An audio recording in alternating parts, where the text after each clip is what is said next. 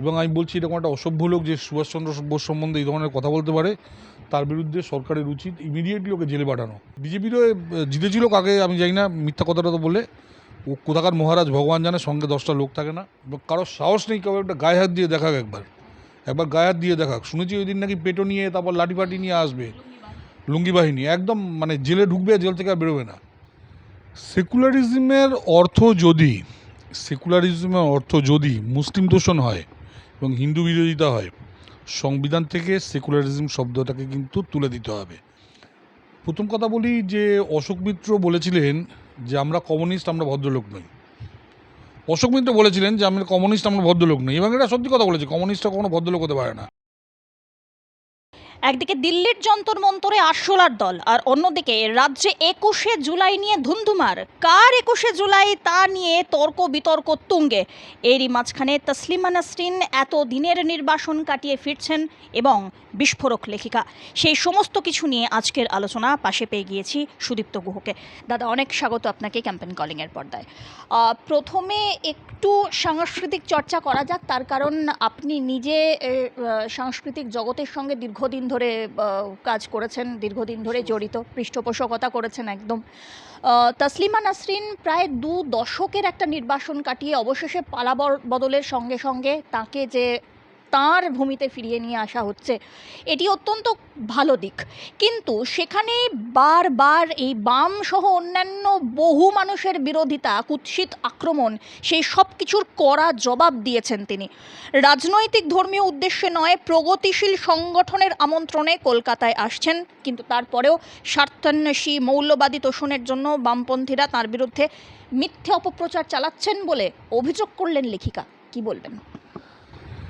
সেকুলারিজমের অর্থ যদি মুসলিম দূষণ হয় এবং হিন্দু বিরোধিতা হয়, সংবিধান থেকে সেকুলারিজম শব্দটাকে কিন্তু তুলে দিতে হবে। বাবা সাহেব আম্বেদকরের মানে চূড়ান্ত রকম ইয়েতে কি বলবো, ওনার ছিল না, বিরোধিতার পরেও উনি মারা যাওয়ার 20 বছর পর ইন্দিরা গান্ধী অন্যায়ভাবে আমাদের সংবিধানে এই সেকুলারিজম শব্দটাকে যোগ করা হয়। সেকুলারিজম শব্দ ভারতবর্ষে যে অর্থে ব্যবহার করা হয় সেটা হলো হিন্দুদের বিরোধিতা করো, মুসলিমের তোষণ করো, এবং এটা একটা মুসলিম তোষণের একটা চূড়ান্ত উদাহরণ, যেখানে নাকি তসলিমা নাসরিনকে বিরোধিতা করে এই 4টি দল, যারা কালকে আপনার এই 21শে জুলাই সভা করবে, এবং তার সঙ্গে সিপিএম সবার আগে, এরা 5টা দল কম্পিটিশান করছে কে মুসলিমদের কত বড় বন্ধু। এবং সেই কম্পিটিশান করতে এরা যে যার যুক্তি খাড়া করছে, এবং তসলিমা নাসরিনকে দেখুন, তসলিমা নাসরিনকে দাঁড়িয়ে ছিল কারা, প্রতিবাদ করেছিল মমতা ব্যানার্জির ওই ইদ্রিস না কে একজন, আর তার সঙ্গে সাপোর্ট দিয়েছে বুদ্ধদেব ভট্টাচার্য। এটা যদি সেকুলারিজম হয়, আমি বলছি আগামী সংসদে আমার দাবি থাকলো যে সংসদে এই যে সংবিধান সংশোধন আসছে, এখানে যেন সোশ্যালিজম এবং সেকুলারিজম, সোশ্যালিজমের তো আজকের দিনে কোনো ভ্যালুই নেই। 1991-এ যেদিন নাকি আপনার মনমোহন সিং বাজেটটা পেশ করেছিলেন, সেদিনই সোশ্যালিজম আমাদের দেশ থেকে উঠে গেছে। আর সেকুলারিজম এবার তুলে দেওয়া উচিত, এবং এই দুটো অফিসিয়ালি সংবিধান থেকে বের করে দিতে হবে, এটা আমি দাবি জানাচ্ছি। ঠিক একই কথা বলছেন খোদ লেখিকা। তিনি বলছেন, আমি কি পশ্চিমবঙ্গ রাজ্য সরকারের ডাকে ওখানে যাচ্ছি, না শুভেন্দু অধিকারী বা বিজেপির ডাকে ওখানে যাচ্ছি, বা আরএসএসের ডাকে ওখানে যাচ্ছি। আমাকে যে সংগঠন ডেকে পাঠিয়েছেন, তারা আমাকে আমন্ত্রণ জানিয়েছেন, সম্পূর্ণ একটি অরাজনৈতিকভাবে আমি সেখানে যাচ্ছি। আমার নিরাপত্তাটুকু নিশ্চিত করছে সেখানকার সরকার। যে বামপন্থী ব্যক্তিত্ব আমাকে আজ দোষ দিচ্ছেন, তাদের জন্যই আজকে আমি দেশ ছাড়া, এমনটাই প্রশ্ন ছুড়ে দিলেন তিনি। কি বলবেন? যদি উনি সরকারের ডাকেই বা আসতেন, যদি উনি বিজেপির ডাকেই বা আসতেন, যদি আরএসএসের ডাকেই বা আসতেন, তাতে কি বাকিরা রাজনীতি করতে পারে, উনি রাজনীতি করতে পারেন না? বাকিরা ডাইরেক্ট দাঁড়িয়ে আমাদের হিন্দু ধর্মকে গালাগাল করতে পারে, সুনীল গঙ্গোপাধ্যায় আমাদের মা সরস্বতীকে গালাগাল করতে পারে, তারপর সিপিএমের নেতারা বিকাশ রঞ্জন ভট্টাচার্য আমাদের ভগবানকে গালাগাল করতে পারে, আর উনি যদি আসতেনই বা তাতেই বা ক্ষতি কী? এই দেশ হিন্দুদের দেশ, এই দেশ সবাইকে মনে রাখতে হবে, এই দেশ হিন্দু রাষ্ট্র, নামে না হলেও এটা কাজে হিন্দু রাষ্ট্র।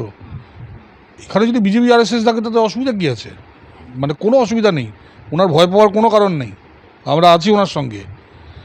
কারোর সাহস নেই কেউ একটা গায়ে হাত দিয়ে দেখাক, একবার গায়ে হাত দিয়ে দেখাক। শুনেছি ওই দিন নাকি পেটো নিয়ে তারপর লাঠি ফাটি নিয়ে আসবে, লুঙ্গি বাহিনী একদম মানে জেলে ঢুকবে, জেল থেকে আর বেরোবে না। শুধু তাই নয়, তিনি ক্ষোভ কার্যত উগরে দিয়ে তিনি তার পোস্টে লিখেছেন, আমি একটু পড়ে শোনাতে চাইব। আসলে আমরা যারা মুসলিম সমাজকে অন্ধকার থেকে আলোয় আনতে চাই, মুসলিমদের শিক্ষিত বিজ্ঞান মনস্ক করতে চাই, ধর্মান্ধতা, অজ্ঞতা, বর্বরতা থেকে মুক্তি দিতে চাই, নারীর সমানাধিকার, মানবাধিকার চাই, বৈষম্যমূলক ইসলামী আইনের বদলে সমানাধিকারের ভিত্তিতে প্রণীত আধুনিক আইন প্রতিষ্ঠা করতে চাই, বাম নেতাদের অনেকেই তা সহ্য করতে পারেন না। দেখুন, কার্ল মার্কসের যে থিওরি সেখানেই সাম্য নেই। কার্ল মার্কসের থিওরিতে কোনো সাম্য নেই। আপনি সারা পৃথিবীতে কোনো দিন দেখেছেন কোনো মার্ক্সবাদী শাসক মহিলা? কোনো দিন পাবেন না। মার্ক্সবাদে মহিলাদের, নারীদের কোনো জায়গা নেই। আপনি ভারতবর্ষে বোধহয় 350-400 কমিউনিস্ট পার্টি আছে।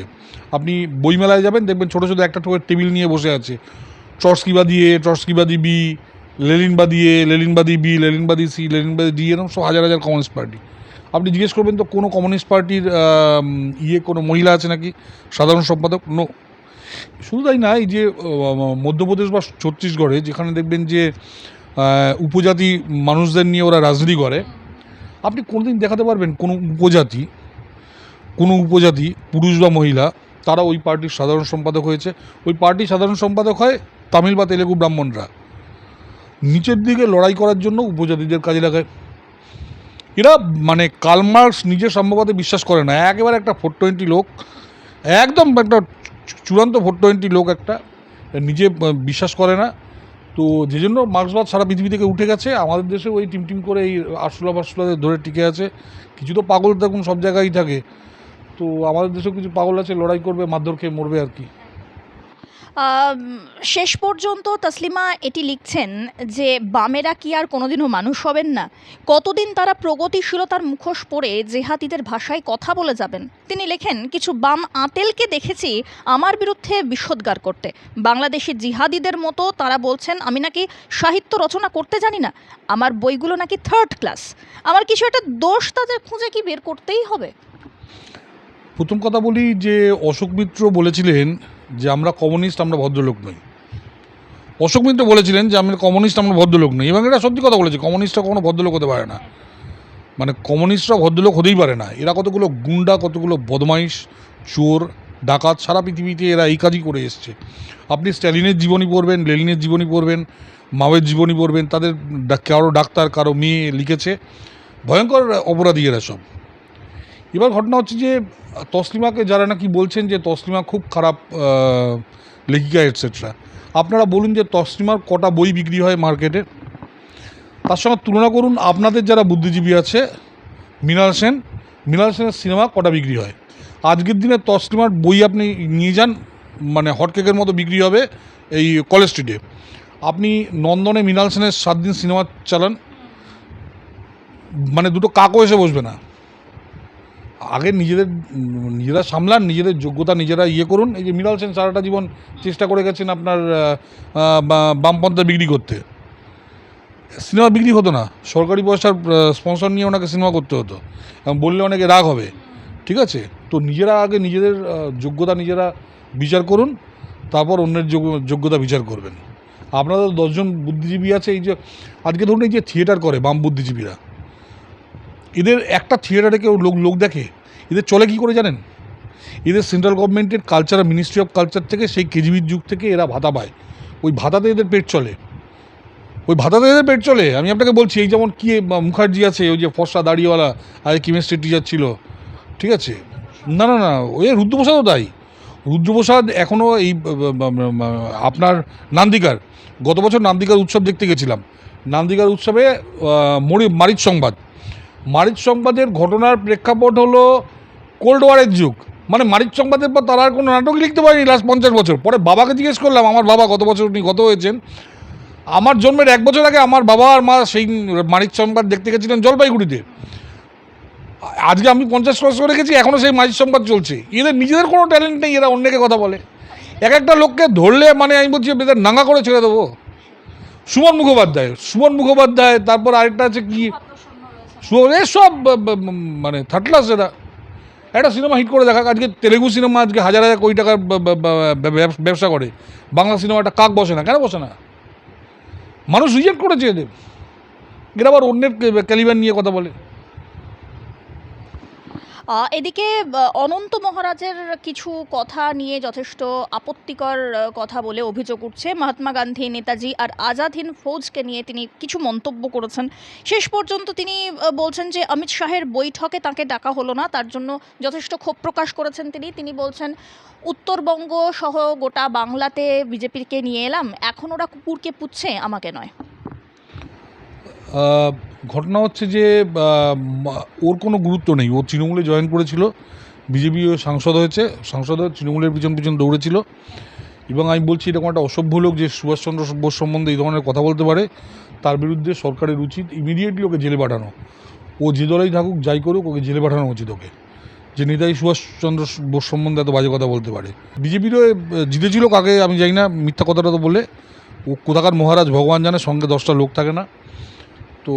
আর উত্তরবঙ্গে ওর কোনো ভূমিকা নেই, আমি আবার বলছি উত্তরবঙ্গে জেতার কোনো ভূমিকা নেই। ওখানে ওই নিশীথ প্রামাণিক বা সুকান্তবাবু বা জয়ন্তবাবু যারা ছিলেন তাদের জন্য ওখানে জিতেছে। ওর কোনো ভূমিকা নেই, ও তৃণমূলকে সাহায্য করেছে এবং 24-এ তো খোলাখুলি সাহায্য করেছে তৃণমূলকে। ও তৃণমূলের দালালও। এদিকে যদি একটু দিল্লির দিকে নজর ঘোরানো যায় দাদা, তাহলে দেখা যাবে প্রায় 8,000 আরশোলার জমায়েত হয়েছে যন্তর মন্তরে।